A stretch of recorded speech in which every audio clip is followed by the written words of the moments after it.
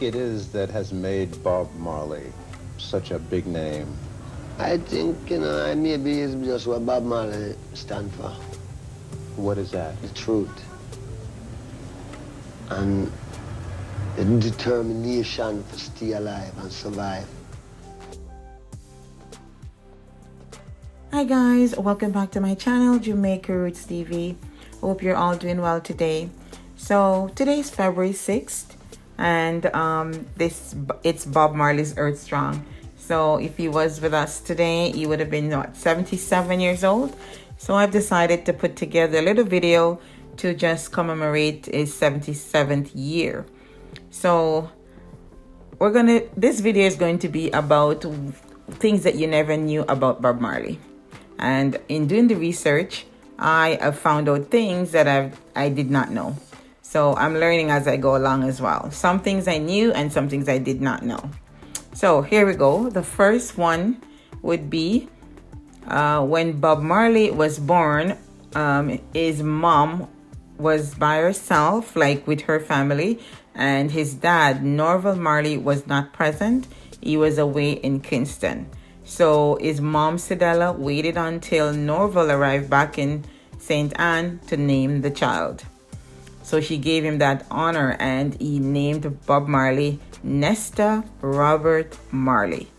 And it was not until Bob Marley was about 16, 17 years old, and he went to take out his passport with his mother, that they had the name switched around by the Jamaican passport official, who thought it didn't sound right to put Nesta Robert, because Nesta sounded a little bit girlish, to leave the Robert as the first name and Nesta has the middle name. And that's what they did. And Sidella Marley said this in an interview, and she said Bob Marley was standing right there. So that's what they did. So that's one of the fun facts of Bob Marley. So the second one is, because we were always told that when they left 9 Miles, when she left 9 Miles, they came directly to Trenchtown. But that's not the case, because I listened to countless interviews that Bob Marley did and Sidella Marley did and other members of the Marley family.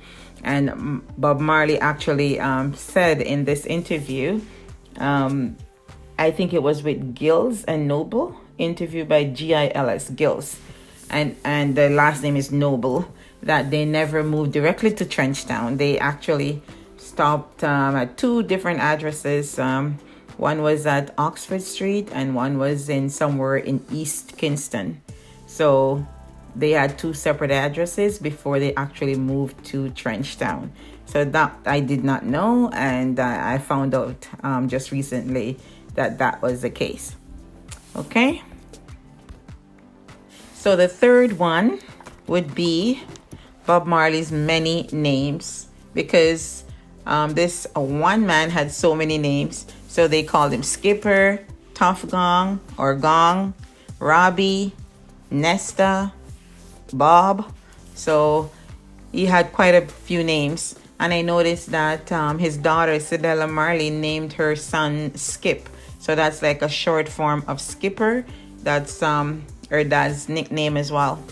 So he had quite a few names, right? So I did not know that Bob Marley had a song called Where Is My Mother. So I pulled it up last night on the internet, and the lyrics are so sad.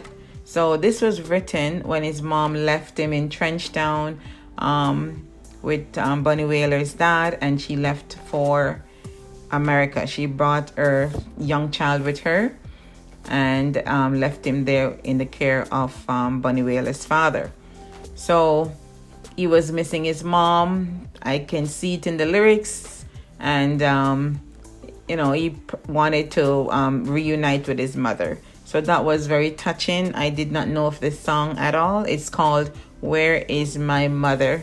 So remember, he has no family member in Trenchtown, like, blood related. They're from 9 Miles and there is no one there. So he had to fit in, mold in, and kind of adopt other families, you know what I mean, to survive. So Where Is My Mother? I'm going to actually play it later on and hear the song. I've never heard it before. So Bob Marley wrote to his mom while she was in Wilmington, Delaware, the USA, and asked her to write a letter to Cox and Dodd. So he was the owner of Studio One on Brentford Road there, and Bob Marley actually was living in the back of the studio. He had given Bob Marley a little place there to stay, and Bob Marley wrote to his mother and told him to write to Cox and Dodd and tell him, keep an eye on me and, tried to be there for me, like a father figure type thing. I think he was looking for some type of security. He was a teenager and there was, as I mentioned, no one around. So that was a little bit touching. He actually wrote his mom and asked his mom. His mom said this in an interview. Cedella Booker, she said it in an interview that he requested that from her, and she did that. So of course we've heard it a few times that Sir Cox and Dodd did take him as a son, brought him a record player, brought him music, records, exposed him to a lot of American music and all of that. So that was a good thing that he did for him. So another thing that you may not have known about Bob Marley is that he was of course discovered, or he had his first song, Judge Not, at 16, and it was Jimmy Cliff and Desmond Decker that was they were both instrumental in getting him a record deal. I think it was with Beverly's record, and the song was Judge Not. It was of course penned by him, and they thought that he had a lot of talent and stuff like that. He was very poetic in that song. So when they took him to the record company, they were saying that they wanted to change his name from Robert to Adam, because Adam Marley sounds better. It would be more commercial to use that name. But of course, Bob Marley pushed back and said no. He wanted to keep the name Robert Bob Marley. So that was the end of that conversation, I guess. Okay, so the next thing was so surprising to me that there was two other females in the Wailer group. So it's not just Peter, Bonnie, and Bob. There was another lady. Her name is Beverly Kelso. There is also Junior Brathwaite and Cherry Smith as well. So most of the original Wailers, they're no longer with us.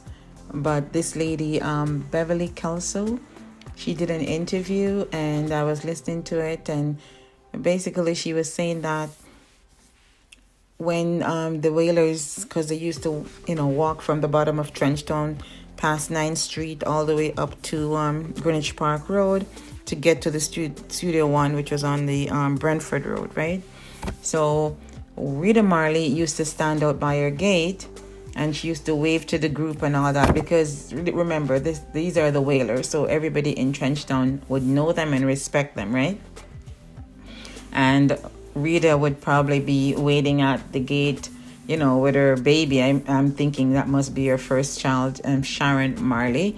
And Beverly said she was the only one who used to stop and chit-chat with her and play with the baby and stuff like that. And then Rita told her that she wanted to, record a song at the studio and ask her to speak to Sir Cox and Dodd, which she did. And she actually got an audition, and she, gathered up her group together, and they, signed her up and whatnot. So the group was called the Solets. So that's Rita Marley. That's her first group. And Bob Marley was actually in charge of writing songs for them and just managing them. And she would say that he was very strict with the group. Okay? You have to be on top of your game. Okay? So that was cool to find out that this lady was so instrumental in getting Rita to sign up with Sir Cox and Dodd. And that's how Rita met Bob as well. And she was one of the few persons who knew about the wedding, which was done on February the 10th. So February 10th, 1966, and Bob Marley left Jamaica on February the 11th, 1966, so the day after the wedding. And I've seen a lot of information on the internet that's saying that Rita Marley was pregnant, that's why they got married, but there was no child born in 66, no child born in 67. Their first child was born in 68, and that was Ziggy Marley, around August of 68. Plus, as I mentioned, I read her autobiography, No Woman No Cry, and that was not in the autobiography.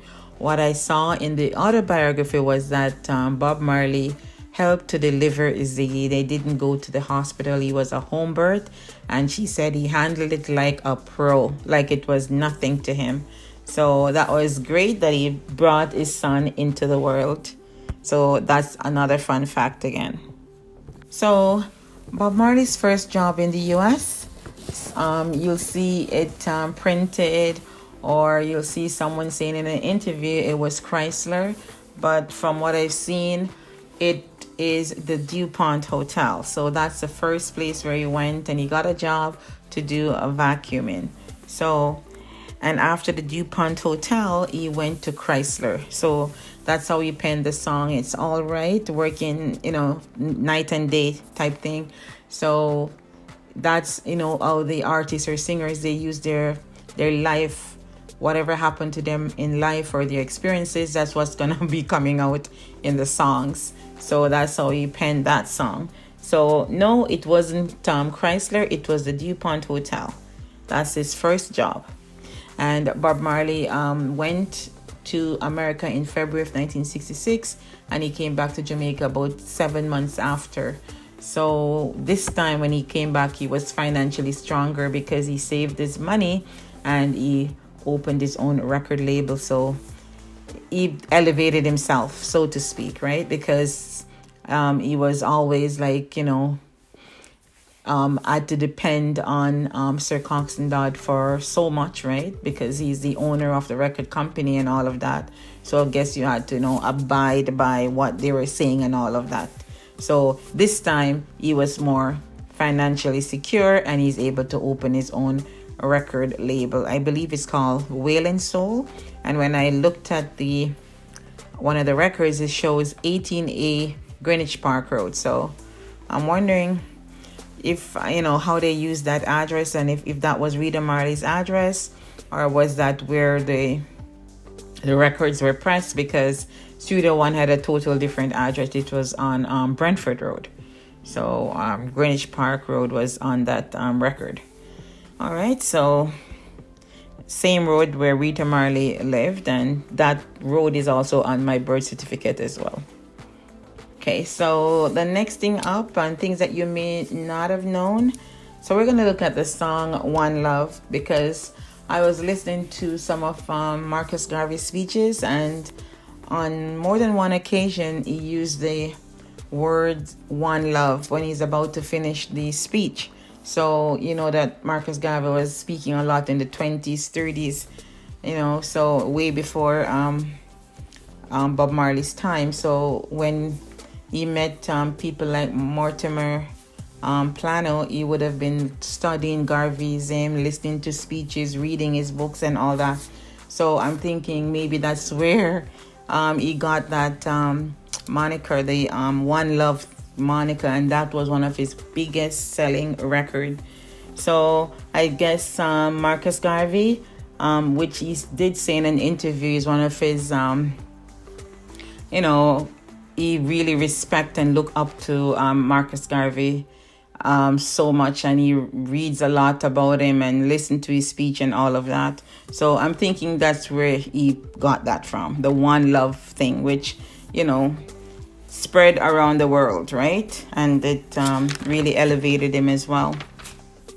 So Bob Marley said in an interview the biggest honor of his life was to perform at the Zimbabwe Independence Day celebrations. So that was on April 18th, 1980. He was the only singer, recording star to perform at the Zimbabwe independence celebrations.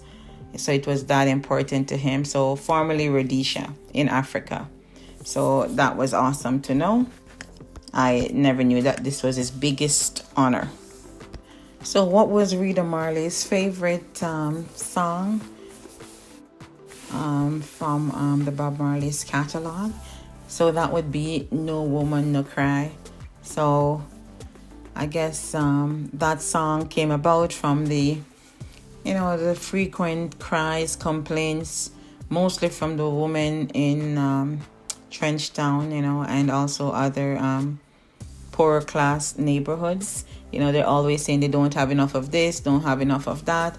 And they were really, always on their last bit of bread or something like that. And many people had to go to bed without food and all of that. So that was real, that was true. So he said that he penned that song because of the cries of the woman, right?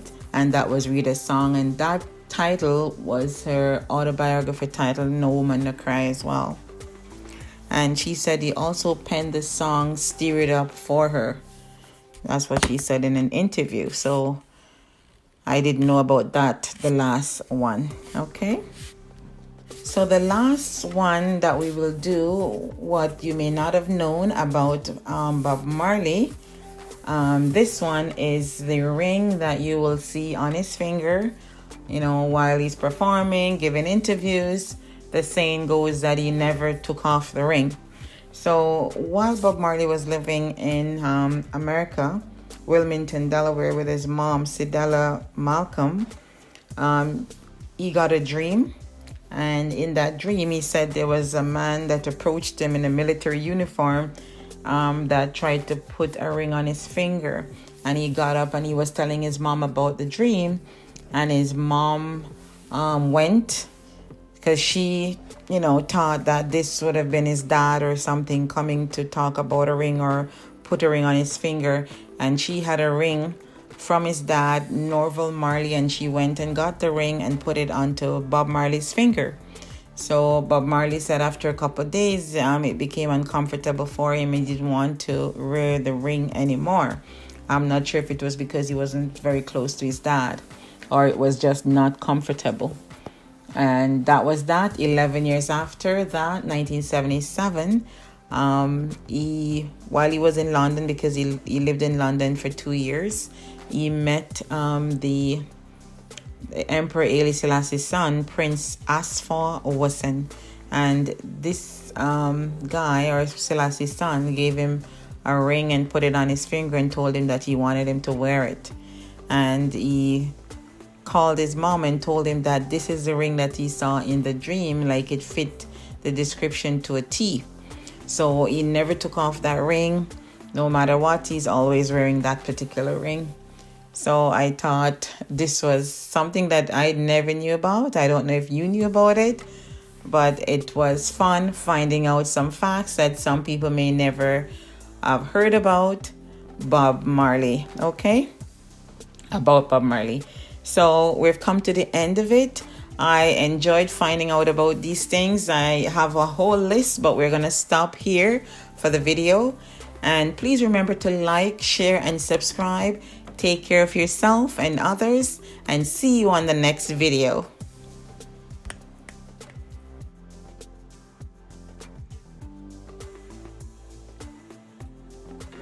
Thanks for watching Jamaica Roots TV, guys. Please remember to like, share, and subscribe. Our channel is new on YouTube and we need your support. See you on our next video.